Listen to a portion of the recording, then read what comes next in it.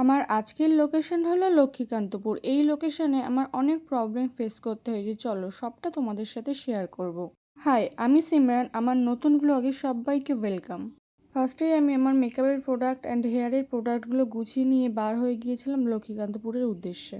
এই লোকেশনে যখন আমি ফার্স্ট টাইম কাজে গিয়েছিলাম আমার এক্সপিরিয়েন্সটা খুবই বাজে ছিল, অ্যান্ড সেকেন্ড টাইম যখন বুকিং আসে আমি তখনই একটু ভয়ে ভয়ে ছিলাম।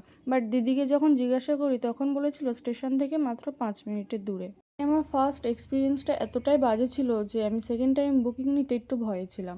দেন আমি কাজটা শুরু করে দিই। ওই দিন ছিল আমার একটা পার্টি মেকআপের বুকিং অ্যান্ড হেয়ার স্টাইলের বুকিং। ওই দিন এতটাই গরম পড়েছিল যে কাজ করতে একটু প্রবলেম হয়েছিল। আসলে এতটা গরমে কাজ করাটা একটু চাপের হয়ে যায়।